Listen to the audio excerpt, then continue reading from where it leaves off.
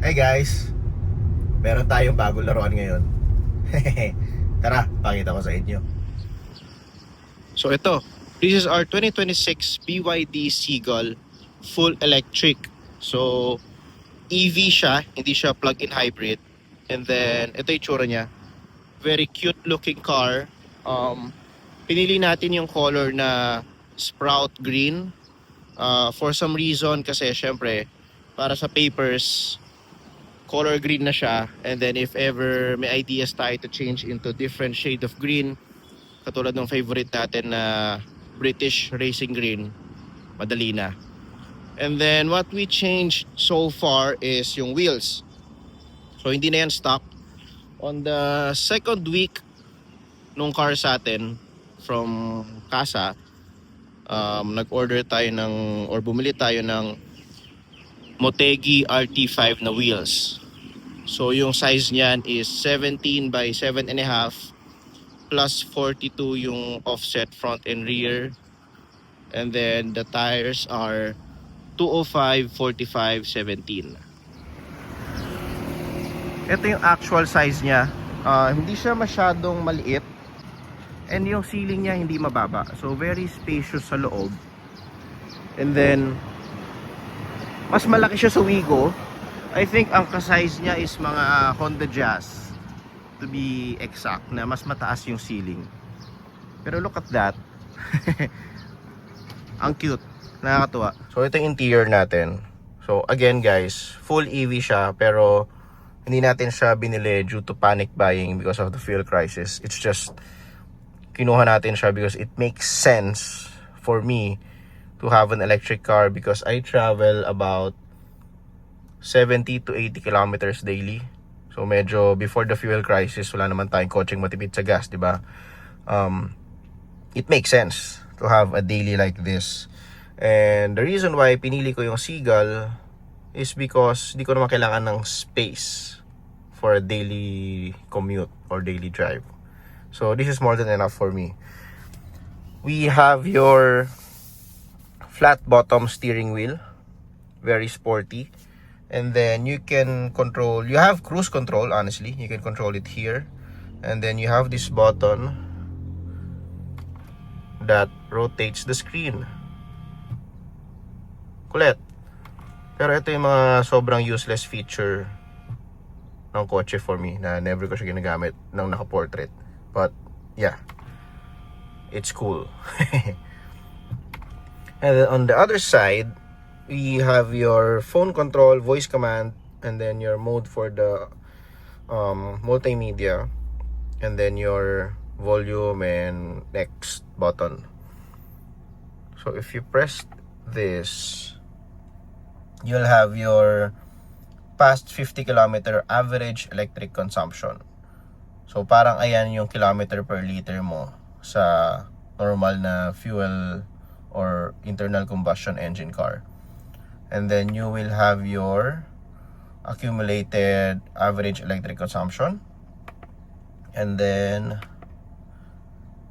average speed, driving time, and then for the car na ganito kalaki, meron siyang tire pressure sensors.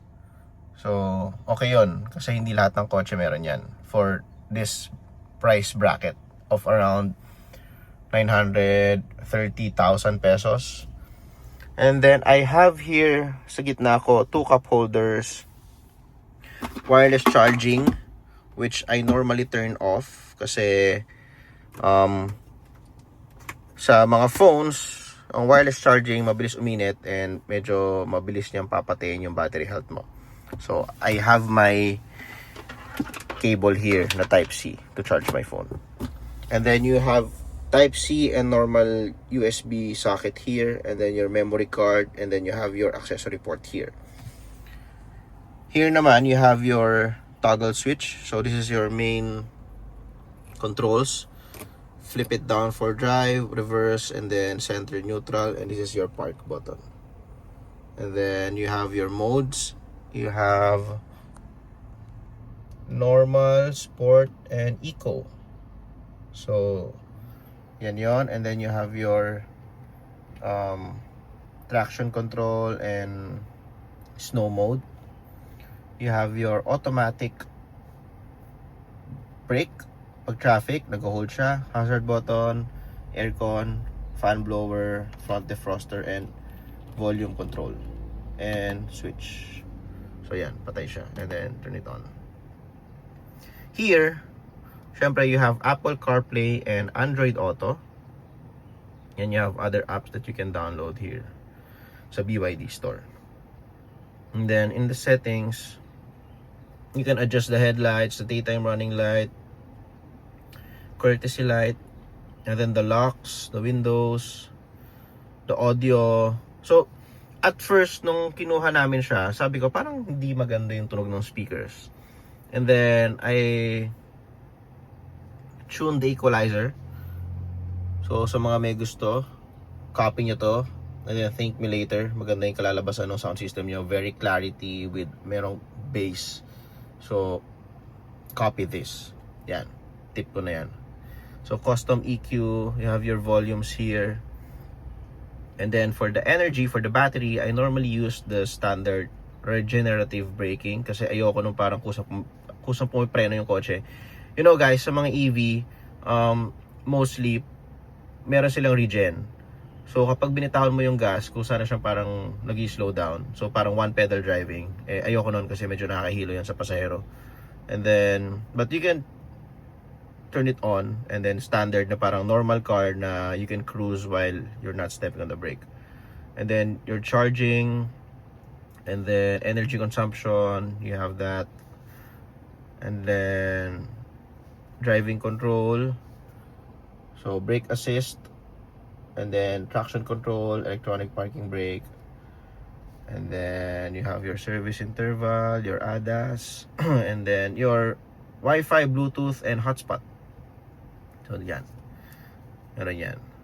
And then your aircon control is here. So you can adjust the blower like this. And then your temperature controls and your air direction.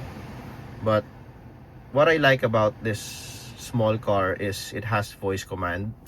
So let's try. Hi BYD, it's hot. I'm listening. All right, the air volume is turned up for you. So yun, galing sa 2, tinaas niya yung blower ng aircon. It's not the best, but it actually works. Teka, hinaan natin yung blower. And then you have your drop down menu here, like your iPhone, so you can control other stuff. You can screenshot the regen, you have defroster for the rear windows and defroster for the side mirrors.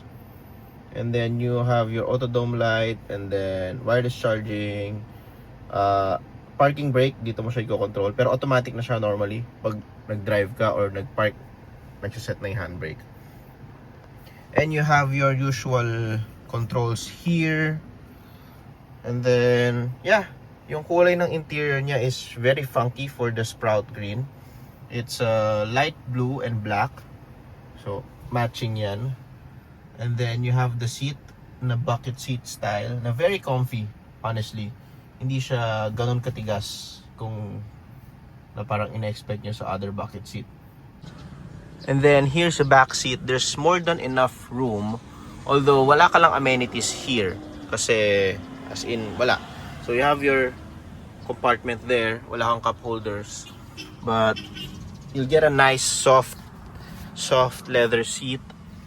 And then yeah, same pa rin yung colorway, pero wala na siyang colorway here sa back seat. So the blue accent ends here until here. And then in terms of trunk space, meron naman, to be fair, meron naman, but not so much. Siyempre expect mo sa ganitong size ng car, di ba?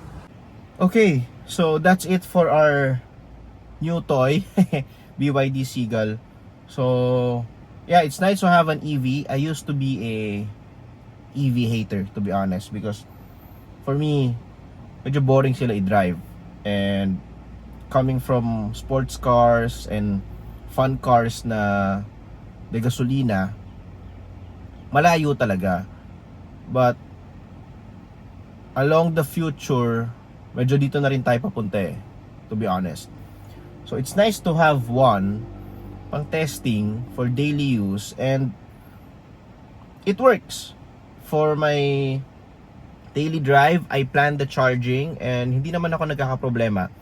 But my advice lang personally is pag bibili kayo ng EV, make sure you have long range, like yung mga EV na merong 500 to 600 kilometer range para hindi kayo hassle charge and charge. Again, this is the Seagull pala. It only has 300 kilometer range sa isang full charge. So yun, enough na sa akin yun for daily. Pero kung ito lang yung kotse nyo, hindi siya mag-work, hindi ka parang pwedeng nasa isang area ka and then bigla mong gusto pumunta ng Baguio, bitin ka. You need to find some charging station for you. And syempre, charging stations, hindi naman yan parang gas lang na 10 minutes or 5 minutes tapos ka na. You have to wait for a few hours, di ba? So, I suggest, for now, kuha ka ng EV like this or any kind of EV na pan-daily mo, test it out, and then you have your another normal car na pang out of town mo, di ba? And then, along the way, as gumaganda yung technology, maybe nandun na tayo. But, yeah, this is very practical for me. It's nice to have, medyo nababawasan yung punta ko sa gas stations, and it's just really managing your drive and managing your state of charge.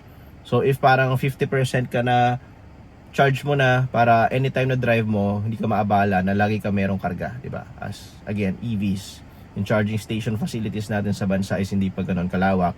So you really need to plan things out kapag malayo yung pinupuntahan mo. But nonetheless, I'm very satisfied. Okay siya. And yeah, let's see. Right now we are at ilan ba?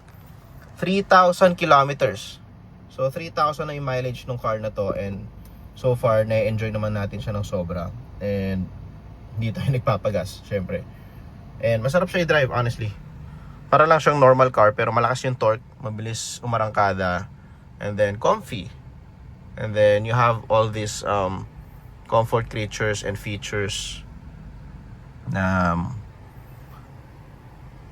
mabibigay sa'yo. So that's our short video tour of our BYD Seagull, and let's see kung saan tayo dadalhin ng kotse na to. More adventures. Bye.